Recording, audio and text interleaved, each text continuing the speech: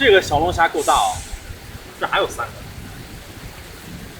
这或许是全世界最大的小龙虾，这听着跟病句一样。最大的小龙虾。我现在来到了湖北的潜江。潜江最有特色的美食啊，就是小龙虾。有一句话是这么说的：在中国人的餐桌上，每10只小龙虾呢，有5只来自于湖北，其中有3只就产自潜江。还有一句话是这么说的：世界的小龙虾看中国，中国的小龙虾呢看湖北，湖北的小龙虾就看潜江。但是来到潜江怎么看嘞？阿香带你看啊。很多人觉得呢，潜江的小龙虾就是一个一个的饭馆，大家坐在里边吃，那你就太小看潜江了。潜江呢，它是有一个小龙虾完整的产业链，从养殖到销售，再到物流，再到餐馆。那如果你不会做呢，不用着急啊，这还有潜江龙虾学校为你准备。来这儿先交费，交费包教会，回去就开店，开店就赚钱。潜江龙虾学校，打钱！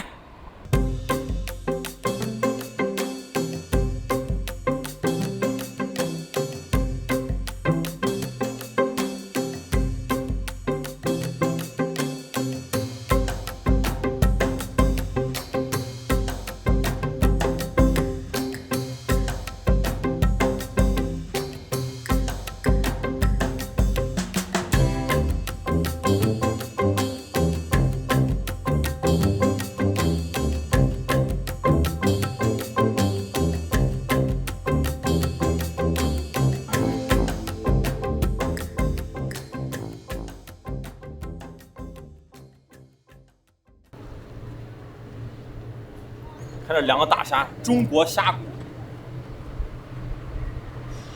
这里就是小龙虾产业园，中国小龙虾交易中心。那这儿的小龙虾不仅供应当地还走向全国，走向世界。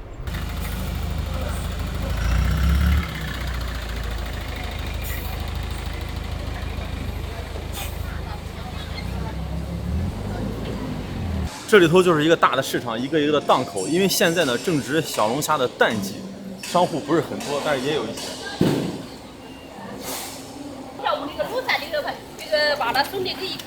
大哥，我问一下，这是在挑大小是吧？哦，分大小，分规格。现在这个季节是不是小龙虾稍微小一点？也有大的。哦，哎呀，见这么多小龙虾，活蹦乱跳。这个市场呢，我看到很多农户应该是一大早在这个稻塘里头把小龙虾捞上来，然后开车送到这儿。现在呢，这就是主要是挑大小，精确到克，每个人一个小秤，是一只一只称的。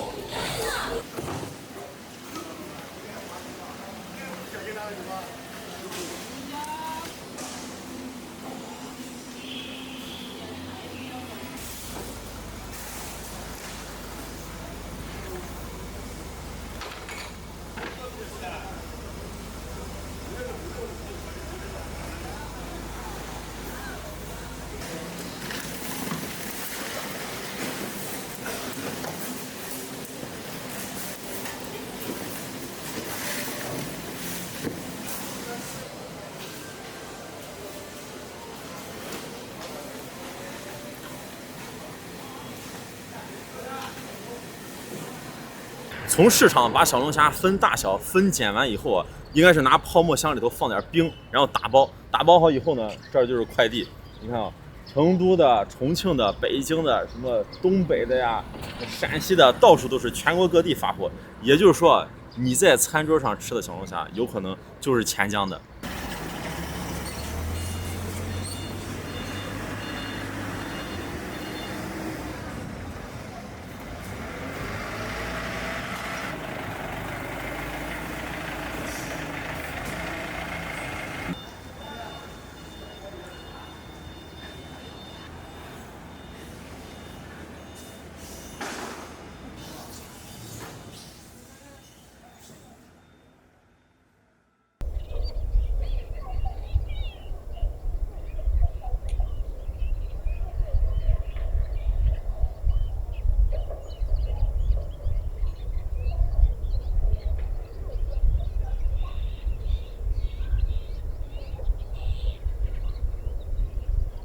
市面上消费巨量的小龙虾是从哪儿来的呢？看这个水塘啊，这还有水稻，这就是一个稻塘，这叫虾稻共生的模式。那现在啊，虾子很多，但是在90年代之前啊，钱江呢是虾子很少，基本上都是野生的。那后来是怎么发展壮大的呢？这就要讲到当地这个地理环境。这儿呢是水系比较发达，什么湖泊啊、河流比较多，这是一个好处啊。坏处是啥呢？就是它地势比较低洼，就经常被淹。被淹了以后呢，你看本来种的好好的水稻，淹了就颗粒无收。其实呢，它当地这个气候啊，一年能种2季水稻，就是因为老被淹，只能种1季。有时候呢，连1季都收成不好，所以说啊，很多的农民啊就不愿意种这个，不挣钱，就外出打工。后来在当地呢出了一个能人，是某某村的一个村长，带领大家搞这个虾稻共生的模式。啥意思啊？就是说，比如说稻子我没啥收成，甚至颗粒无收啊，我这个虾子呢还能卖钱，因为当时呢这个虾啊市面上也有人吃，属于一个经济作物。后来呢这种模式推广开，很多人呢都挣了钱。那外出务工的人一看，在家门口能挣钱，那咱何必出去打工啊？回来都搞这种虾稻共生的模式，人人奔小康，大家都挣钱，赚了钱干嘛嘞？啊，赚了钱啊，到夜市吃虾。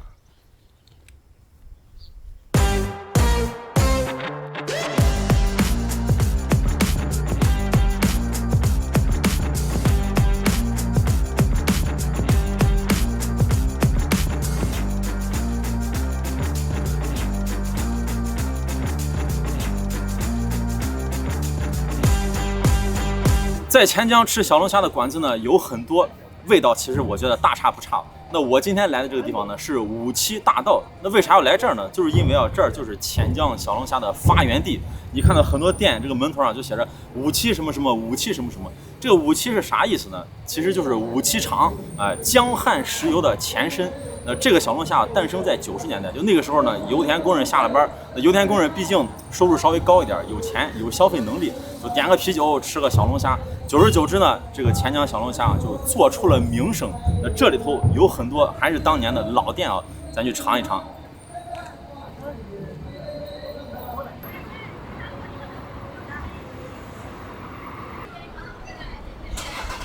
油焖大虾发源地。57龙虾城，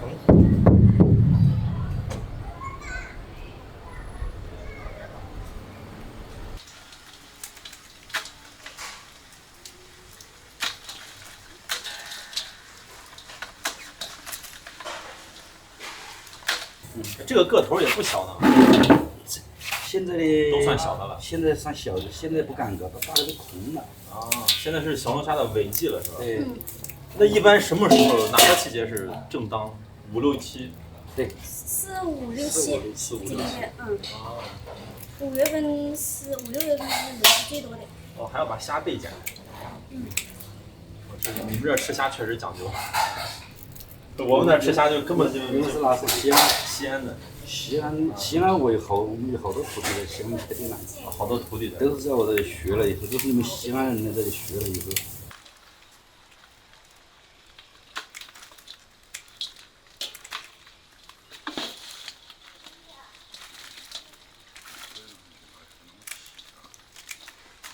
看师傅这个手法非常纯熟，这里头这脏东西一下就抠出来了，然后背上这个虾线一挑，干干净净的。哎呀，这吃起来就方便多了。现在这个个头，我觉得这个个头啊不算小，但是呢，已经在钱江算是尾季了，比较小的。前几个月应该更大。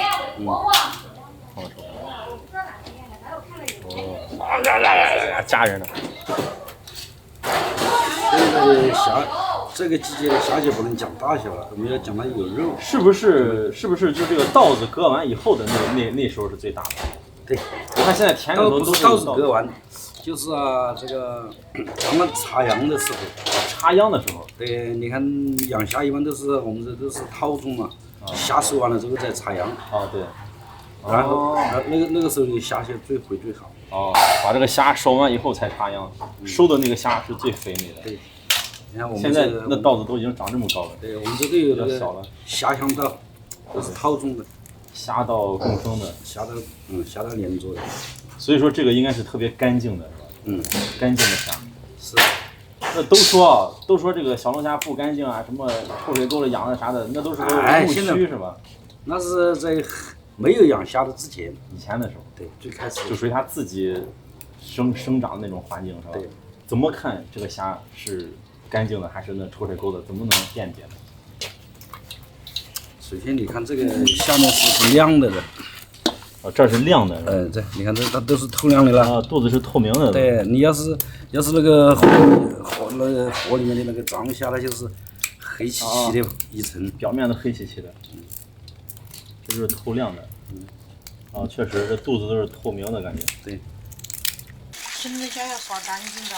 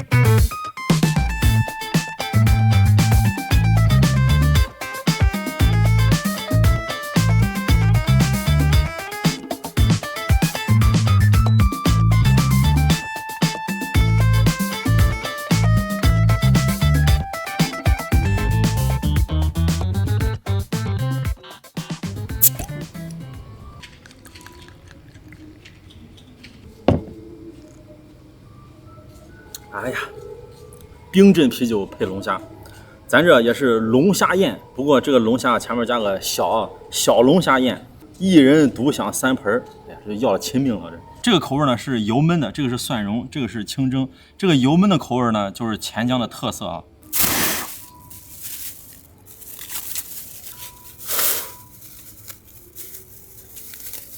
哎呀，你说这手套咋这么难戴呢？不戴，戴了还影响发挥。先尝尝这个啊，油焖大虾，你就看这盆虾的颜值，鲜亮的，特别的好看，这个颜色。蒜，然后这些就是调料，哇，感觉跟中药一样。油焖，最主要是底下这个油特别的香，这都是现炒的，从清亮的菜籽油炒成这样的辣卤的这种油。还点了个凉面，吃小龙虾呢必须配面啊，也可以放进去一会儿蘸点这个汤汁。不愧是小龙虾之乡，你看人家这个虾子处理的特别的干净啊，这背呢还开了，这样子吃起来就很方便。你看，剥开就是肉啊，这感觉跟嗑瓜子一样就行了。哇，这味道太香了，辣椒味、花椒味，然后一股这种调料的味道，秘制调料的味道。哇，过瘾！看这个虾头里头也是特别的干净。吃小龙虾啊，一定要不能错过这个虾黄。香。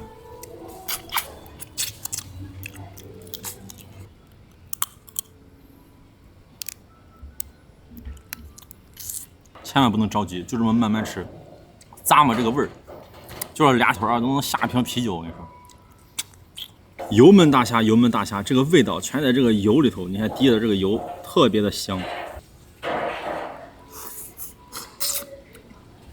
哇，我说这个小龙虾的味道就是鲜啊，不一样。看这个肉，弹弹的，非常的新鲜。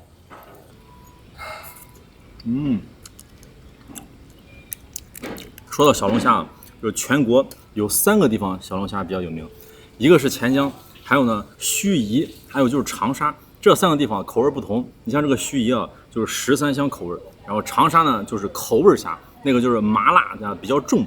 我记得上面还要加一些苏子叶。这儿呢就是这个油焖的啊。你看这个虾呢为啥好吃？不仅是味道，还有口感，最主要你看这个黄就很丰富，特别的香。再尝尝这个蒜蓉的，这个是没有辣椒，吃不了辣的朋友可以点这个。哇，上面这个蒜太香了，是不是想吃了？想吃了，赶紧火锅下。这火锅下来不及，哎，我看有的朋友是不是已经点了外卖了，马上到楼底下快送到了是吧？跟我这个比比看哪个大，虾有没有我这个亮，头有没有去掉，虾线有没有去掉，有没有开背？你看没有吧？还得来这儿是吧？还得来这儿吃。那有的朋友觉得太油太辣，用不着这么调味儿，我就想吃这个小龙虾本身的味道，那这个清蒸的绝对适合你。这里头啥都没有，就放了点盐，还有生姜。看，这个清蒸的才能看到这个虾的完全体。哇，你看这个虾膏更刺激，油光的。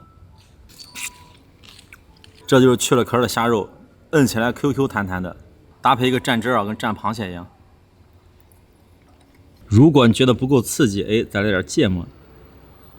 哎，你看这下好像芥末加多了，你看，吃虾伴侣。哎呀，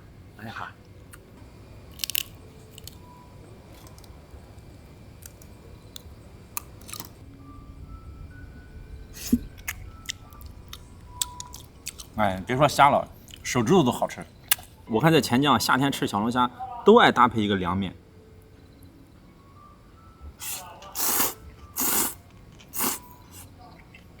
蒜泥凉面，它这个凉面口味比较清淡，还可以泡在这个油里头。哇，这才有味儿的。哎呀，我想说，这比虾还好吃。我跟你说，点外卖这个同学啊，赶紧再煮点面，绝！这 YYDS 啊，有一点少，还得再加份面一会儿。这么好吃的蒜泥啊，也不能放过。哎呀，你别说，咱这做饭不行，这吃饭是有一套，你都会吃。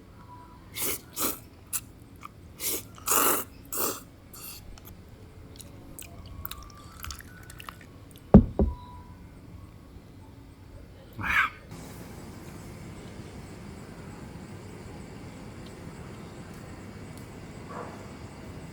你看大家吃这个小龙虾的时候，是不是咬这个虾钳里的肉特别费劲啊？今天大师在这儿了啊，给咱教教这个大姐怎么弄，就是怎么吃这个。我每次咬就咔嚓一下，全部都碎了，感觉这个肉都浪费掉了。就里头这个肉，我就特别好奇，怎么样才能吃？哦，把这个一掰，哦，然后一咬，哦，对对对对，全都开了。啊，确实是。这里面哇，你看这大姐剥的多好，整个的肉都出来了。对。阿星是现学现卖啊，先把这个，先把这个后面的一去，然后把这个一去，然后这块是牙一咬是吧？对。牙一咬，就用你这个把它挑出来。哦，就用刚才这个。对。掏出来。它一，哎呦，怎么烂掉了？这个肉香得很。哦，这样一掏。哎呦，这也不好掏。慢点，好掏。你看，咱还是掏碎了。哎呀，大姐这手艺厉害了，掏出来是浑的，咱这个掏出来，你看，是啊，香得很，这个里面的肉。不过总比咬碎的强，挺好挺好。这看来还要勤加练习，多剥几回就好了。剥开，对。好。好。学到了没？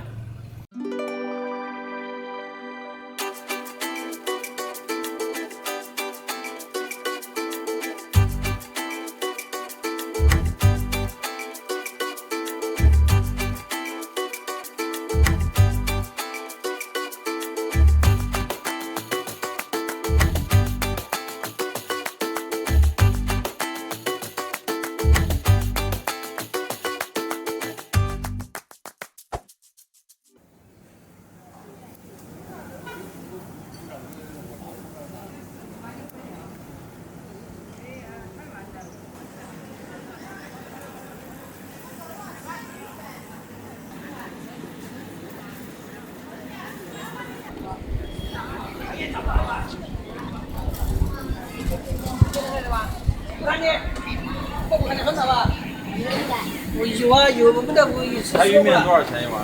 柴鱼12。12是吧？给我来一碗柴鱼面，还有肉丝面。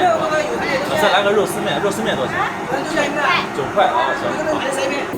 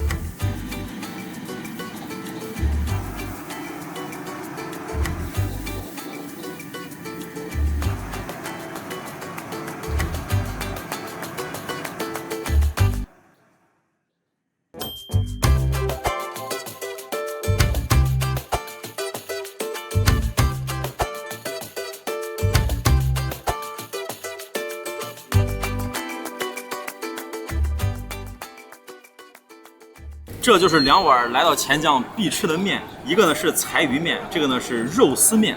现在是早上啊，咱吃个早餐。来到这儿不能叫吃早餐了，应该叫过早啊。湖北人家叫过早。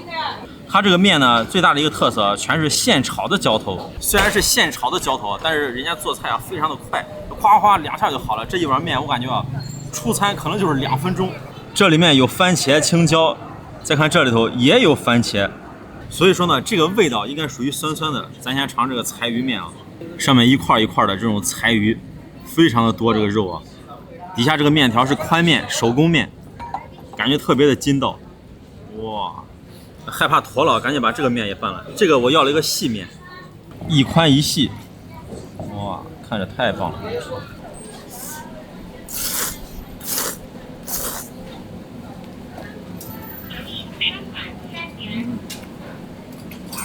味道果然棒。首先这个面条啊，吃起来特别的筋道，感觉口感有点像陕西的这个岐山臊子面，也是这种薄筋光的口感。好家伙，这个地方的漏洞可以再尝一下。再就这个汤，这个鱼汤肯定好喝。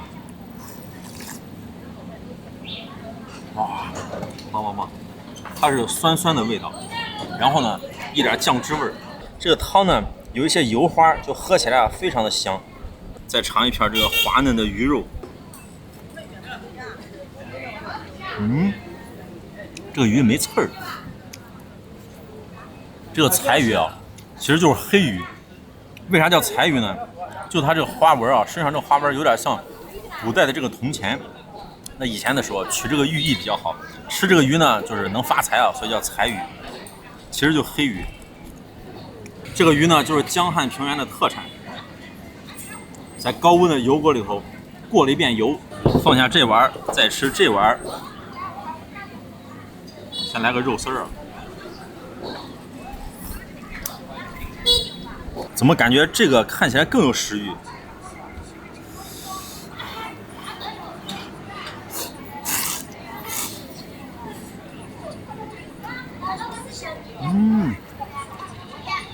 这个面虽然细啊，但是也很有咬头，里头是很筋道的。为啥筋道呢？这都是生碱面。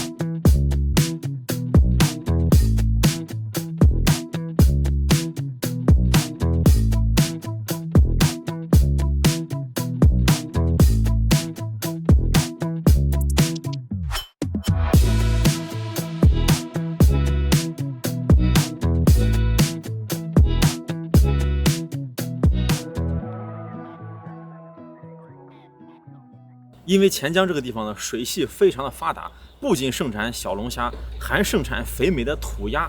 而且啊，我发现这湖北人特别爱吃锅仔系列，比如说火锅呀，比如说炖锅呀、汤锅呀、吊锅呀、炒锅、干锅等等等等各种各样的锅。那今天呢，来到钱江，尝一个当地的特色美食，就是土鸭和锅的结合，叫做土灶鸭。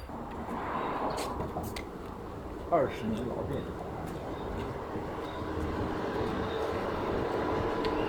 土鸭火锅一只呢148，来了这个，咱做了攻略来了，再尝尝这个钱江特色2回头，油巴子一定要吃啊！再来一个肉末炖蛋。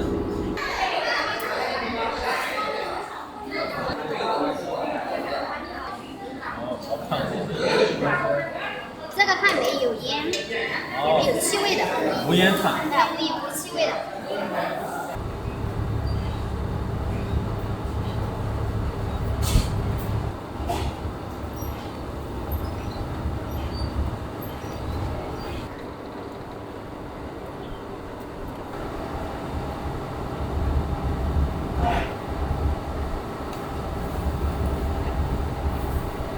端锅的，那锅还不滚呢，就加热了的吧？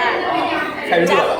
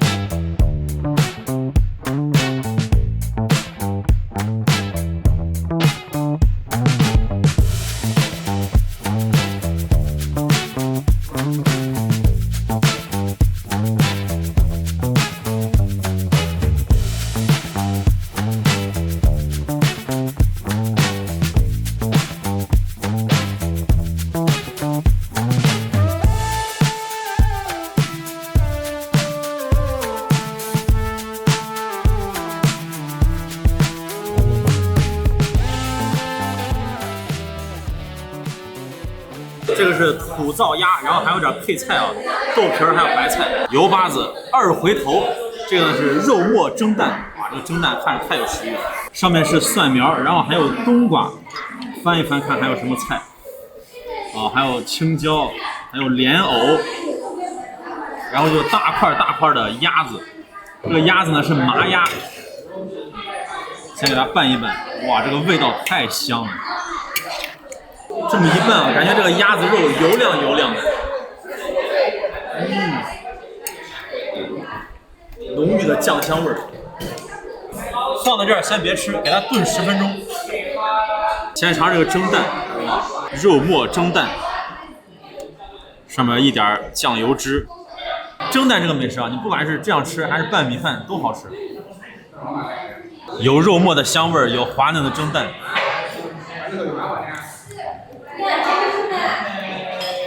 好吃好吃。油巴子，这个油巴子啊，里头不是葱花，是韭菜。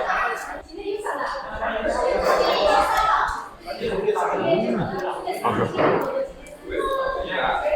他家啊，就是农家院的感觉。然后呢，这个蛋还有这个饼啊，就是这种家里的味道，家常的味道。你还别小看这个饼啊，这个饼就是钱江的特色。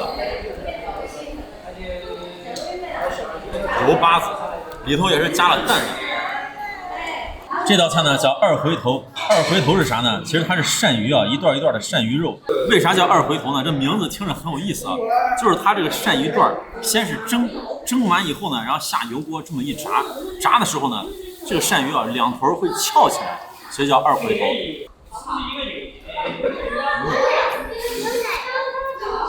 是酱香麻辣味的，但是呢里边有点酸，这个酸味应该是加了泡椒，吃起来非常的嫩。这个叫二回头呢，还和乾隆有关系。好家伙，这说美食又扯到乾隆头上了。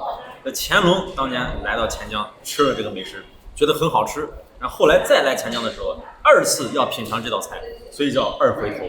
正所谓妙哉二回头，香嫩且滑口，犹是喜尝新，归去哎咱再回头。当地话叫好吃好吃。因为它蒸过以后呢，再一炸，非常的挂这个汤汁儿，上面是浅浅的面糊，然后沾了很多油，最主要这个菜还挺辣的，拌两下口水都流下来了。来个鸭翅，你看它这个鸭翅呢也不是很大，这个鸭子应该是很嫩的这种鸭腿儿、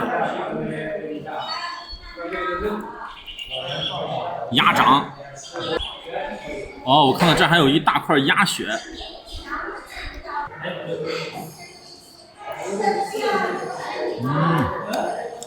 哇，好吃。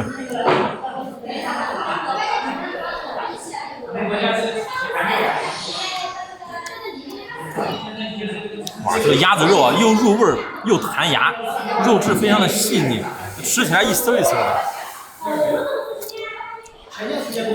吃这种菜啊，直接要上手。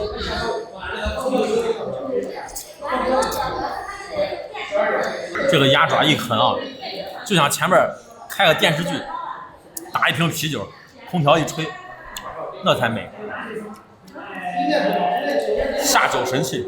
每一个城市的美食呢，都有属于它自己的特点啊。钱江这个城市不大，但是呢，它的特点是啥？就离不开水。你看这个鸭子，这个鳝鱼，还有小龙虾，还有柴鱼面里头这个柴鱼。所以说来到这儿就吃这几样，不能离开水。离开水啊，我感觉就不是钱江的味道。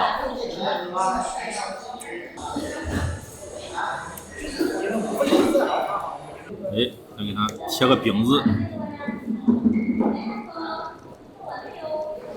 鸭汤泡饼你吃过没？你就看这会吃不会吃。哎呀，太棒了！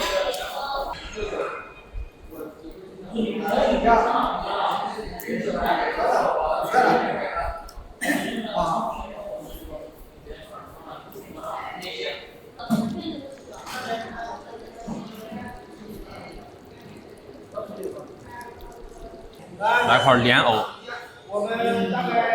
哇，看这丝儿，